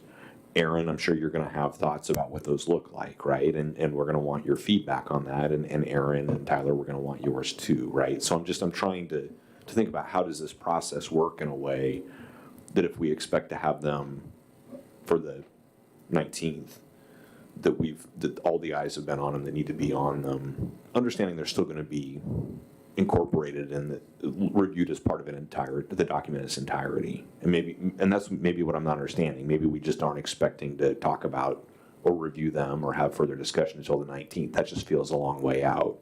Well, yeah, I guess the question is, well, I know you're gonna each work with the chair, and I know you can't have a quorum, right? So you can't, unless you want, actually, honestly, if you wanna have a meeting where you get together and talk about them, just let us know and we'll notice it and we'll say where you're going. And we'll say, this is what they're talking about, it's a public meeting, and I'll show up. Right? But if there's not gonna be an opportunity, there's not gonna be a public opportunity to talk about them until the 19th. So that's where you're going back and forth with Charlie, or, not a quorum, to review them. If you're comfortable reviewing them as part of the document on the 19th, you do that. Or we keep them out of the document on the 19th and we make that a separate agenda item.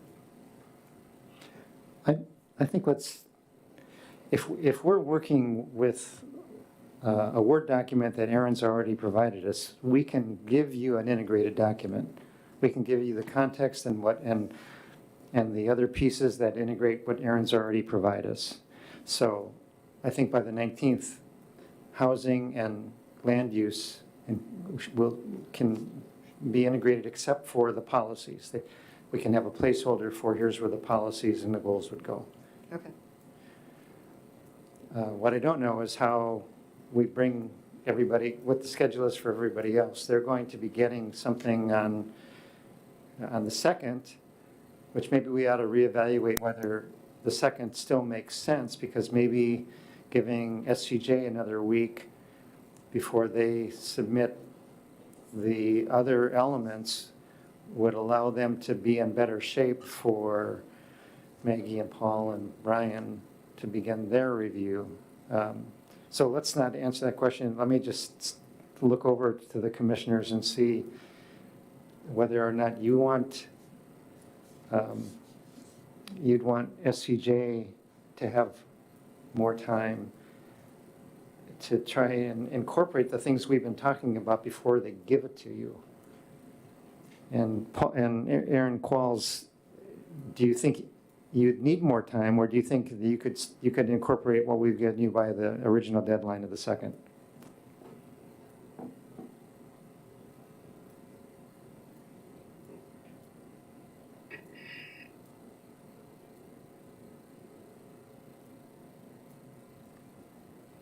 Well, my deadline is actually Monday, technically.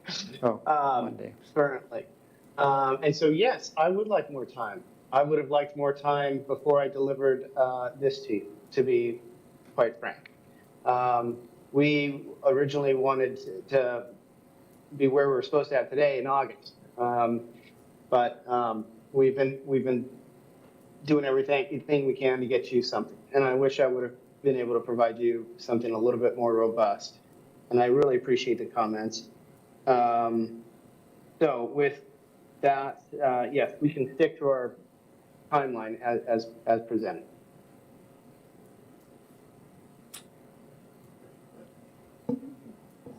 Director Fitzgibbons? It sounds like SCJ would like more time, Mm-hmm. if we would like to give them more time. Yes. I'm going to be up at Mount Rainier from the 2nd through the 8th, so, and out of touch, so he can have all that time, as far as I'm concerned, for my element. Commissioner Lowe, and then we'll go to. I think I heard, I mean, I'm also trying to think if I'm the consultant. I probably would like to get the revision from you guys on those two elements before complete the rest of it. Because I feel like there's kind of expectation gap, right? SJC delivered those two elements, and we kind of don't think that's what we expected to see. So I feel like it's harder for them to kind of see what they actually missing, then they can try to model that for the rest of the elements. So what I'm thinking is probably we need to give them more time, and then you, Jim, and Scott will need to give the feedback probably in a short period of time. Then we will get all things back. Hopefully not a lot of redo, but then we can do some work so we can meet on the 19th. Or we can move a week earlier. I don't know, just feel like 19 is quite out. When you get your drafts, the work that you would then do would be to start thinking about the context statements for your section.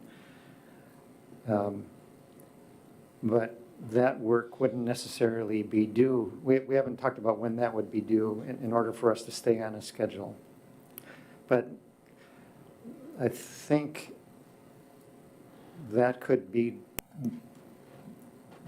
we could have that be due on the regular meeting in August. The way this translates into the schedule is that if SCJ has more time to give you a better first draft, you would still have between the 19th and the 4th Wednesday in August to do your work. So I think that it would be okay to, like, let's just take the 8th as a target date for the rest of the plan to come to you. You may not have, you won't have seen the context statements, but you'll see them shortly, and you're going to have, not the 19th, but until the meeting after that, the regular meeting, to come up with something that would be comparable. So I guess what we're saying is, Aaron Qualls, that the 8th would be your new deadline for submitting the rest of the elements, or the rest of the plan. Director Fitzgibbons, are you tracking that, and does this make sense to you?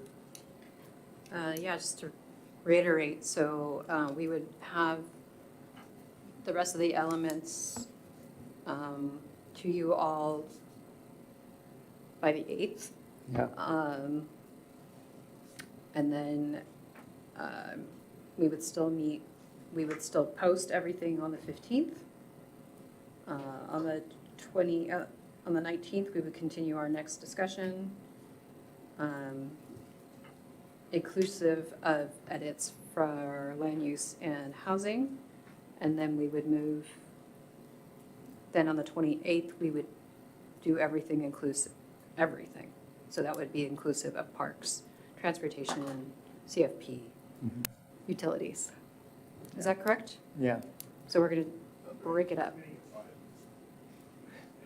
And we're not going to have everything buttoned up by the 24th, whenever that 4th Wednesday. 28th, yeah. 28th.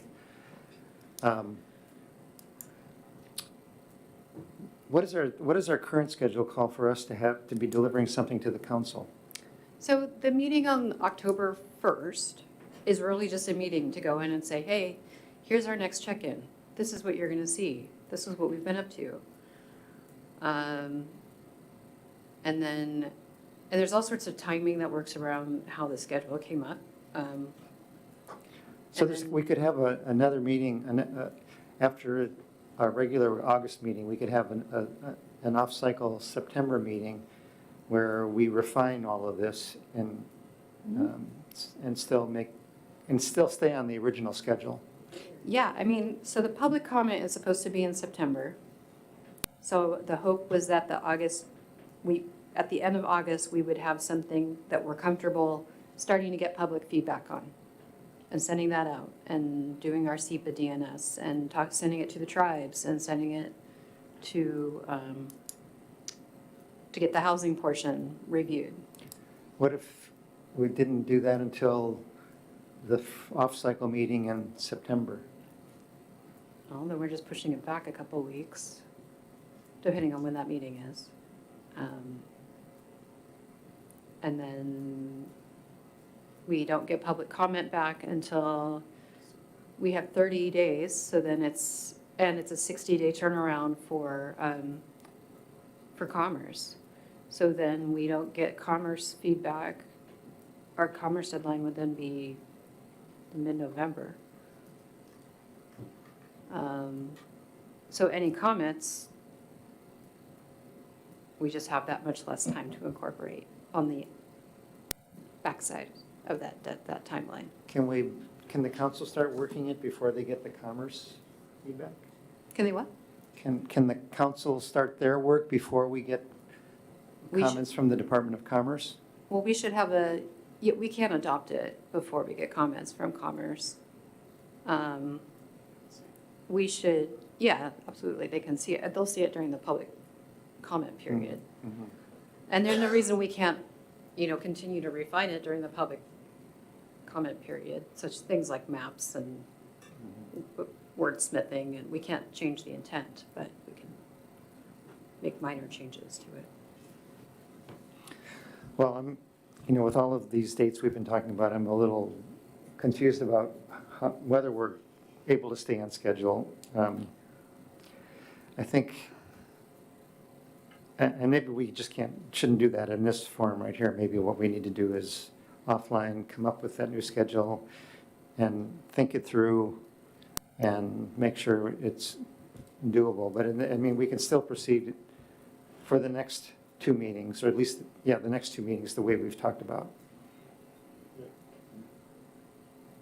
So are we still trying to get to the public comment in September?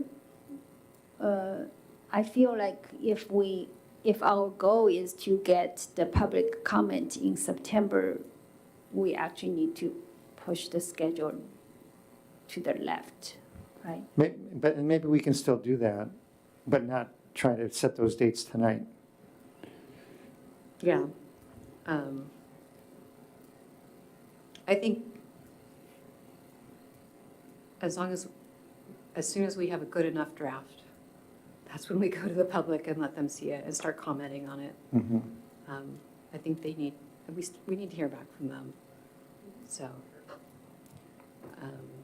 I can talk to the city attorney and Aaron to kind of understand some of this timing as well tomorrow.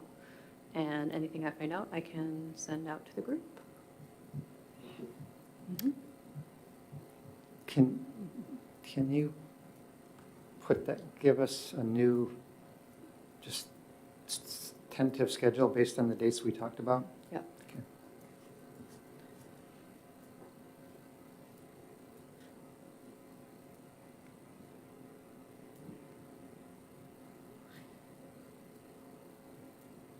Do you think the 19th, just a thought, the 19th and the 28th, we should go longer or start earlier if possible? Yes, yes. Yeah. With the break that we only have one. Yeah. I think if we are meeting with the middle break, it's smart. I mean, to me, we can get this done. And you want to use your, I agree, Aaron. I think a longer meeting makes sense. Like I said, start at 5 instead of 6 or something. Have a 3-hour meeting with a 10-minute potty break in the middle. Let's get this done. I think it's doable. Can everyone just email me individually and tell me whether or not you can start at 5 or 5:30? We'll be here. We can start whenever you're ready. So. Okay.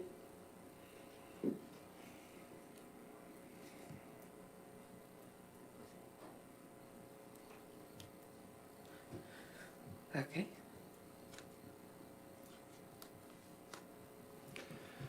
I believe we've come to the end of this business item. Anybody have anything else they want to say before we move on to the additional public comment?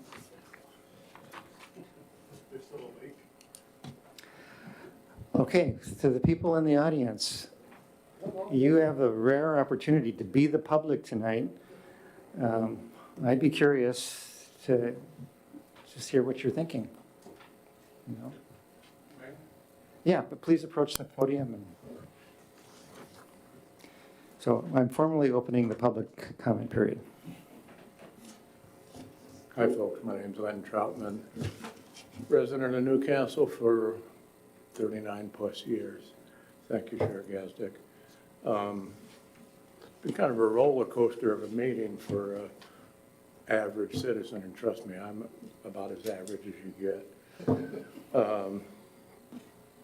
My emotions have kind of gone crazy. This is the first time I've seen this particular draft, so I just had to take a cursory look at it, and the roller coaster went from my worst fears about government potentially being realized to kind of being, alleviated a little bit, to think, uh-oh, maybe I've been duped. My worst fear of government is that, regardless of what the people want, government's gonna do what they want anyhow. Now, I've been attending these meetings, and you guys have proved me wrong, and I'm pleased about that. And you guys have worked too hard on this comp plan to present this to the people, because the average citizen reading this is not gonna see what you guys have talked about. Page 9 is good, small, quiet, close-knit, that's what you guys have been talking about, but the rest of that doesn't lead you to this conclusion. So the rest of your discussion this evening makes me believe that you guys realize that this probably isn't the best thing to present to the public. Not that it makes much difference, because I can probably count on my hand and maybe part of this hand, the number of people in town that are going to read it. But for those that do read it, you're probably going to want something a little bit more user-friendly. And I appreciate all of your efforts that, I mean, you guys are really doing your homework, and I certainly appreciate it. To Chair Gadd's point, you guys are going to rewrite this thing into something friendly and reassuring. And if you can put something in there, like you had mentioned, that just because you're planning for something doesn't mean it's going to happen. I think that that will make the public, it will reassure the public, because particularly, I mean, I've been here 39 years, you get to know people. People come, I ran for city council, and I mean, everybody seems to know me. I can't go for a walk without people coming up and talking and asking. I mean, you ran for city council, Jim, you're on the commission, you know, people talk to you, same thing. So people talk to me, and they're worried about this, the language change and this middle housing, and the, you know, they're afraid you're gonna have projects in downtown, you know, low-income housing and things like that. They don't really understand, and I don't really totally understand all the Bill 10, 11 and stuff. But just because you're planning for something doesn't mean that it's gonna happen. And if you can put language in the introduction or something that's just saying that, you know, that we're required to accommodate these things, but that doesn't mean that the normal processes of going through, a builder has to want to build those sort of things. And the council it has to go through the normal building procedures. There's got to be a demand for it, et cetera. If you can put some sort of language in there that reassures the public that just because you're planning, it has to be in the plan, doesn't mean that that may or may not actually happen.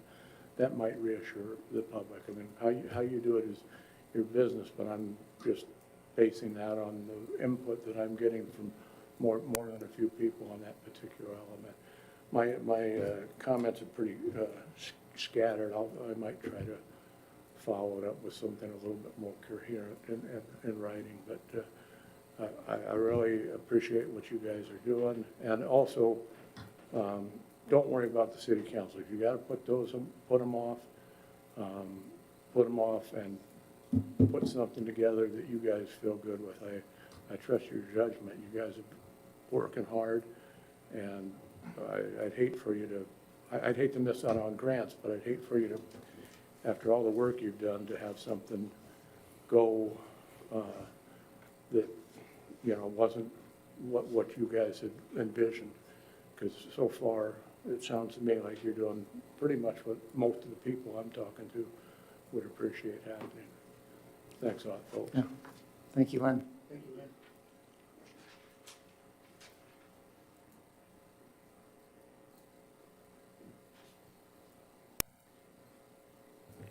Hello, my name's Steven. I live at the Walker's Run condominium complex. One of the things I did want to kind of address, and I think it would help a lot with the discussion you're having about context for a lot of the policies, is on the rent page, we have the whole table of like breaking down cost of rent per unit.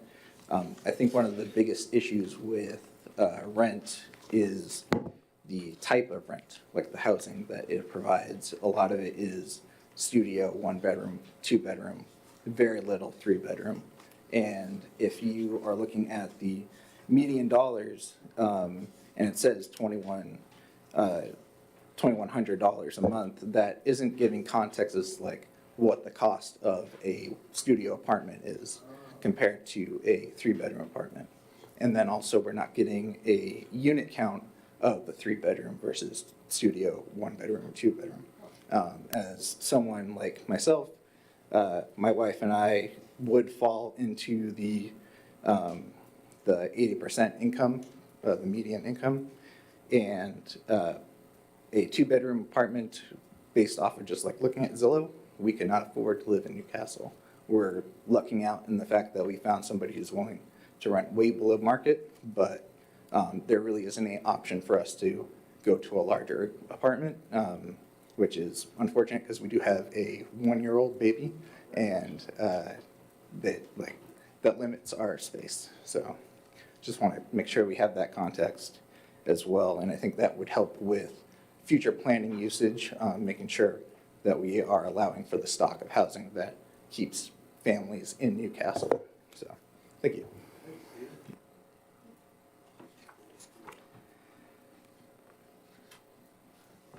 Okay, well, that concludes our business. We've talked already about the planning calendar, so more to come on that. With that, we'll adjourn the meeting. Thank you all. Stephen, great idea. I didn't even notice it doesn't have that. Aaron, we can put that in there, I suppose, like how many 1-bedrooms or how many studios, do we even know that kind of level of detail? Yeah.